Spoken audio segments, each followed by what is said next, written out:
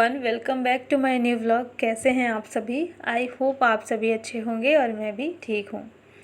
तो फ्रेंड्स, ये वीडियो है फ्राइडे के दिन का और सुबह हो गई है।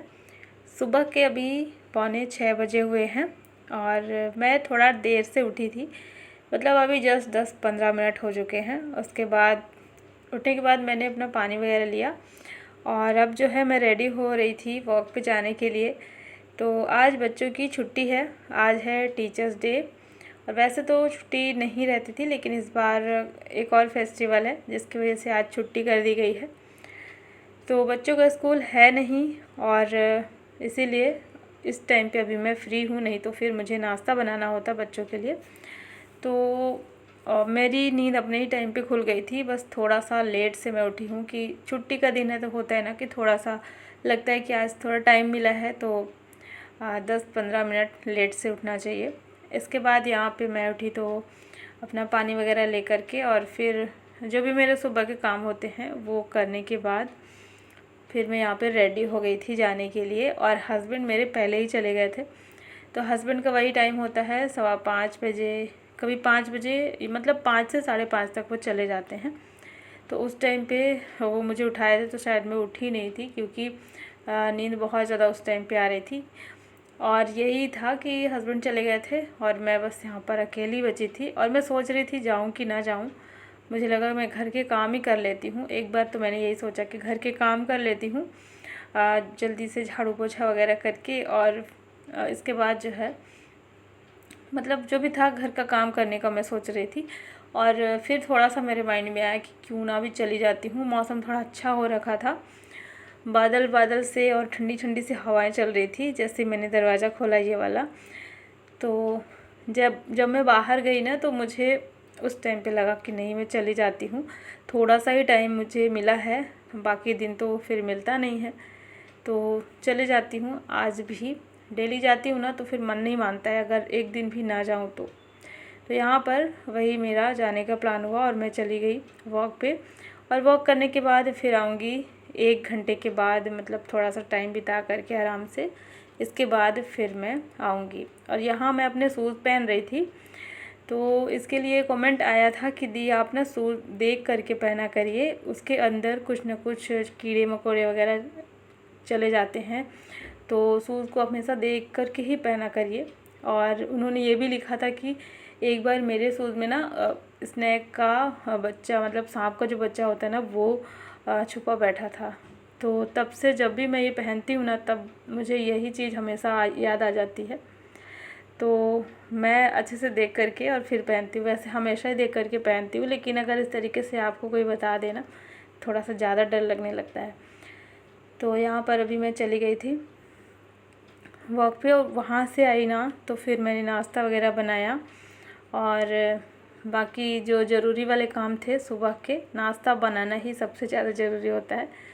तो इसके बाद फिर नाश्ता वगैरह सबको कराने के बाद फिर मैं आज जो है घर की सफाई करूँगी, थोड़ा सा अंदर वाले रूम की दोनों की, क्योंकि अभी हॉल की मैंने पहले ही कर ली थी, 2 दिन पहले करी है। और इसके बाद ना आज मुझे इन दोनों रूम को साफ़ करना है। बच्चों की छुट्टी है ना तो सुबह एक बार नाश्ता बना दिया है।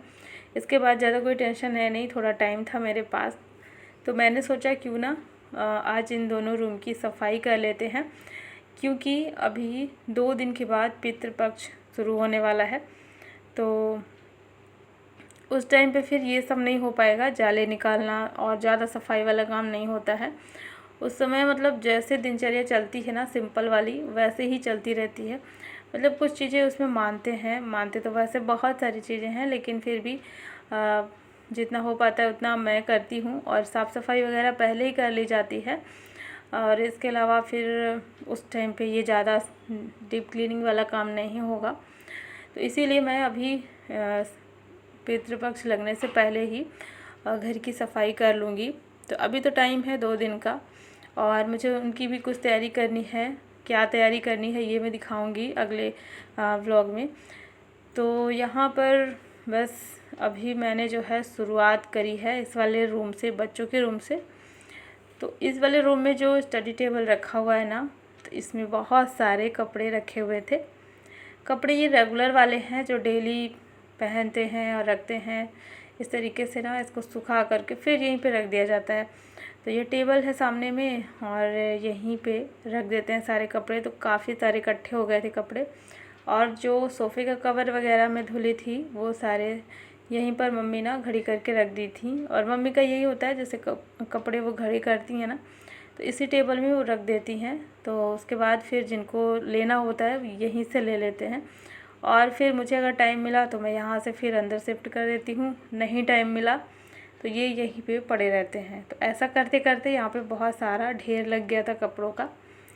तो अब मुझे सफाई करनी है, तो थोड़ा सा मैं चीज़ों को अरेंज करूँगी, जो जहाँ का है वहीं पे रखूँगी। तो सबसे पहले कपड़े ही हटाऊँगी, क्योंकि कपड़े ठीक भी नहीं लग रहे थे, और यहाँ पे ये रखना भी नहीं है मुझे। वैसे कपड़े रखने की जगह है नहीं, अंदर रखूँगी। तो सोफ़े के कवर, बेडशीट थी, कुछ एक्स्ट्रा चीज़ें जो अंदर रखती हूँ, और बाकी सारा कुछ उठा करके मैं ले आई हूँ, तो यहाँ पर अंदर रख दूँगी। और क्योंकि ना कपड़े अगर व्यवस्थित हो जाते हैं तो घर की सफाई करने में जल्दी होता है, नहीं तो बहुत टाइम लगता है। कपड़ों को समेटने में भी बहुत ज़्यादा समय चला जाता है। तो देखिए अभी यहाँ पे खाली हो गया है पूरा रूम, मतलब टेबल खाली हो गया ना, तो ऐसा लग रहा है कि पूरा रूम ही खाली हो गया, साफ़ हो गया है। थोड़ा सामान हटाने से ही ऐसा चेंज हो जाता है। तो बस यहाँ पर सबसे पहले ना बेड की बेडशीट हटाएंगे। बेडशीट वैसे ज़्यादा गंदी है नहीं, फिर भी काफ़ी दिन हो गया है, तो इसीलिए मैं इसको आज हटा दूँगी। बहुत दिन हो जाता है ना, तो फिर जैसे एक हफ़्ते तक, ज़्यादा से ज़्यादा का टाइम यही होता है, एक हफ़्ते तक मैं बेडशीट को रखती हूँ बेड पे। और गंदी हुई तो उससे पहले भी निकाल देती हूँ, लेकिन अगर गंदी नहीं भी हुई है ना, तो भी फिर मैं एक हफ़्ते में निकाल देती हूँ। तो इस टाइम पे अभी ज़्यादा ये गंदी थी नहीं, फिर भी मैंने सोचा मैं इसको निकाल देती हूँ। थोड़ा सा रूम की सफाई होती है ना, तो दूसरी बेडशीट लगा दो तो अच्छा लगता है, थोड़ा रूम का लुक चेंज हो जाता है। तो इस तरीके से भी मैंने इसको हटा दिया है, और दूसरी वाली धुली हुई साफ़ सुथरी बेडशीट इस पे लगा देंगे। और बच्चों का रूम है तो कुछ ना कुछ गिराने का डर रहता भी है, मतलब बच्चे गिरा ही देते हैं, कभी कलर कभी कुछ। तो फिर भी मैं यहाँ पर लाइट कलर की ही बेडशीट लगा रही हूँ, क्योंकि इसके अलावा मेरे पास दूसरा ऑप्शन है नहीं। डार्क कलर की मैंने ली नहीं है, जितनी बेडशीट है मेरी सब लाइट कलर की मैंने रखी हुई है। डार्क कलर में ये प्रॉब्लम होती है ना कि उसका जो कलर है धीरे धीरे करके निकल जाता है समय के साथ साथ, तो फिर वो बहुत ख़राब से दिखती है, इसलिए मैं लाइट कलर की बेडशीट लेती हूँ। तो ये वाली बेडशीट जो होती है ना, तो इनको आप कितना भी यूज़ करो लंबे टाइम तक, तो भी इनका जो कलर है ना, अगर निकल भी जाता है तो ज़्यादा पता नहीं चलता, इसलिए लाइट कलर की बेडशीट बहुत अच्छी रहती है। तो यहाँ पर बेडशीट लगा दिए मैंने, और जो पुराना पिलो कवर निकलता है ना, उसको मैंने हल्का सा गीला कर लिया है अच्छे से निचोड़ करके, और पूरा जो बेड है उसको मैं क्लीन कर लूँगी।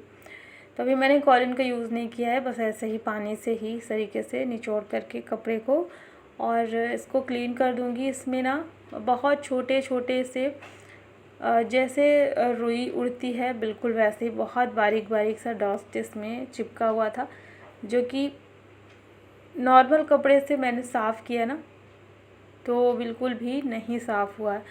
तो इसीलिए फिर मैंने कपड़े को गीला किया, और गीले कपड़े से जब इसको क्लीन किया ना, तो अच्छे से क्लीन हो भी गया। तो जहाँ जहाँ मेरा हाथ पहुँच पाया तो वहाँ तक मैंने साफ़ कर लिया है बेड को। और इसका कलर डार्क है ना, तो वो जो मैंने बताया ना इसमें चिपका हुआ है डस्ट जैसे, तो काफ़ी ज़्यादा पता भी चल रहा था दूर से, तो अच्छा नहीं लग रहा था।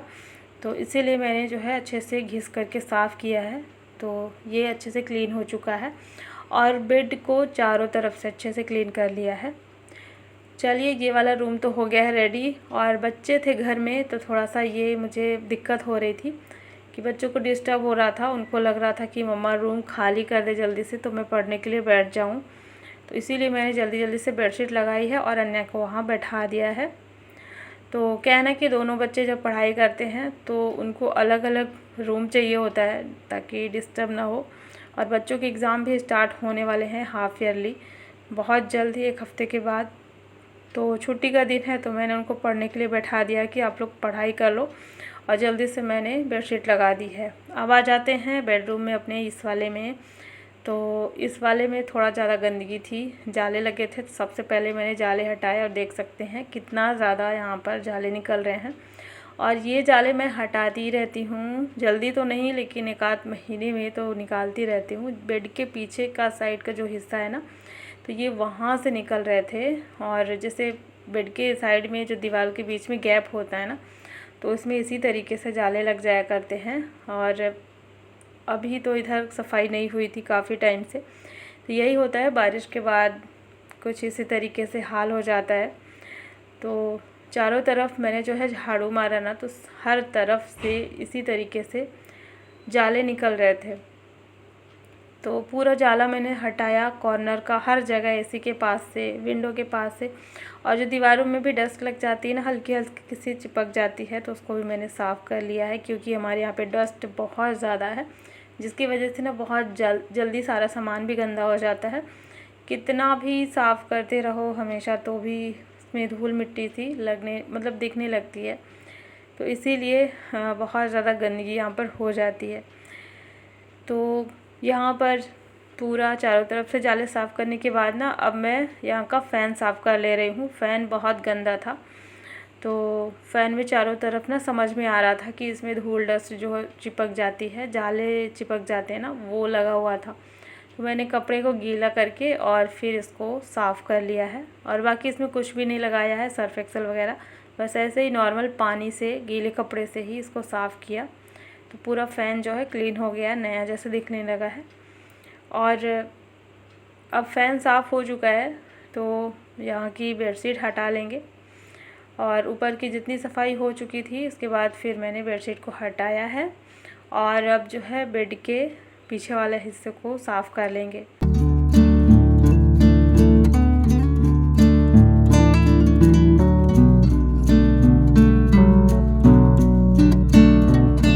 तो बस यहाँ पर बेड भी क्लीन हो चुका है। पीछे का हिस्सा इसका मैंने अच्छे से क्लीन कर लिया है और सिंपल पानी से, मतलब गीले कपड़े से ही साफ़ किया है। तो जितनी धूल मिट्टी अभी गिरी थी ना ऊपर से, वो सब साफ़ हो चुकी है। साथ ही साथ बेड के साइड का जो हिस्सा है उसको भी क्लीन कर दिया है। तो जब भी हम ऐसे डीप क्लीनिंग करते हैं ना, तो उसमें थोड़ा सफाई का काम बढ़ जाता है। जितना सामान रहता है घर में उसको भी साफ़ करना पड़ता है, ताकि सबकी धूल मिट्टी हट जाए। नहीं तो सब में धूल मिट्टी लग जाती है ना, तो फिर पूरा सामान साफ़ करना होता है। इसीलिए मैं एक दिन में एक रूम ही साफ़ करती हूँ, क्योंकि सफाई का काम थोड़ा सा ज़्यादा हो जाता है। तो एक दिन में अगर एक रूम को साफ़ करेंगे तो अच्छे से हो पाता है, वरना अगर पूरा घर साफ़ करने बैठो ना, तो शायद पॉसिबल नहीं होगा। अगर होगा भी तो घर के और बाकी काम रह जाएंगे। तो बस यहाँ पर बेड को चारों तरफ से क्लीन करके फिर मैंने जो है अपनी अलमारी को साफ़ किया। और अलमारी का लुक जो है ना, थोड़ा सा अजीब सा दिख रहा है, पुराना पुराना सा। तो इसको भी मैं जल्दी थोड़ा ठीक करने वाली हूँ। देखती हूँ कब तक कर पाती हूँ, क्योंकि मेरे काम का ना कोई टाइम फिक्स रहता नहीं है, कब क्या होगा। मैं सोचती तो बहुत कुछ हूँ कि ये कर लूँ वो कर लूँ, लेकिन हो नहीं पाता है। अकेले सारी चीज़ें मैनेज करना थोड़ा सा मुश्किल हो जाता है।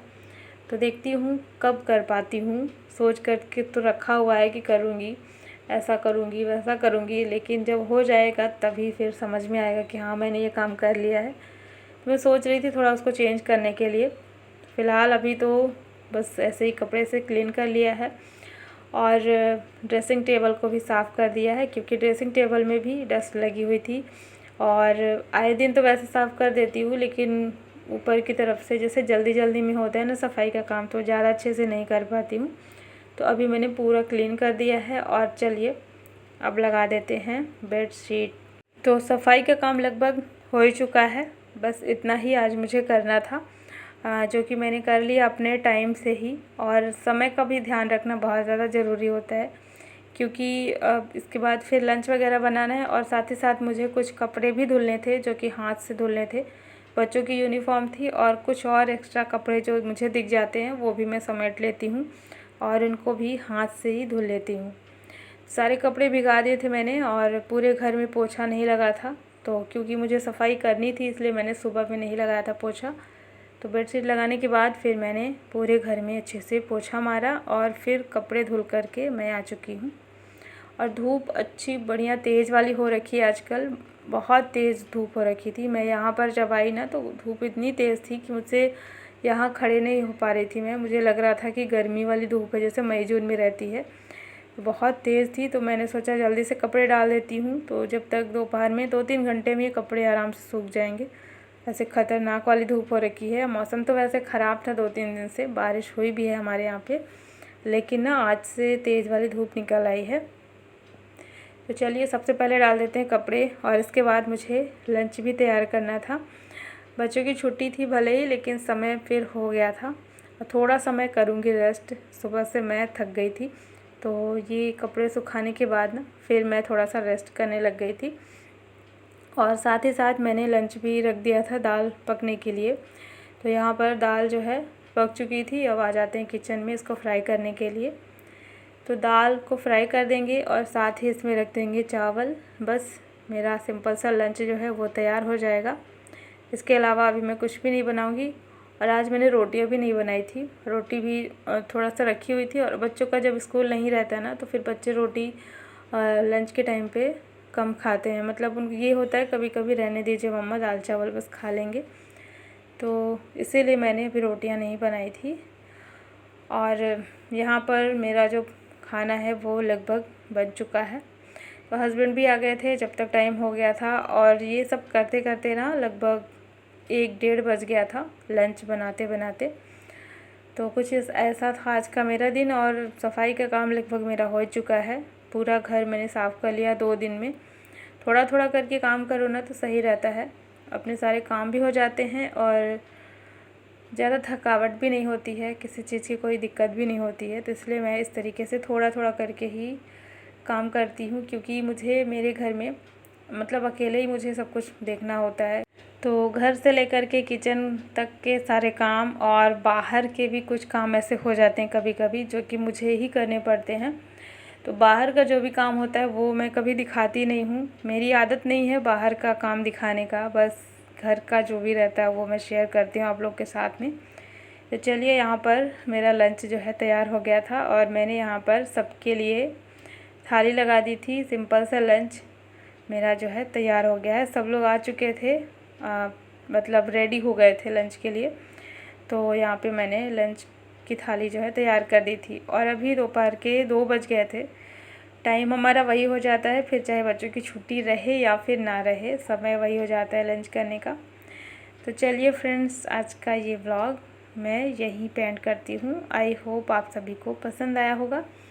और वीडियो को लाइक कर देना, चैनल को भी सब्सक्राइब ज़रूर कर लेना। मिलती हूँ आपसे एक नए व्लॉग में। Thanks for watching, bye, take care.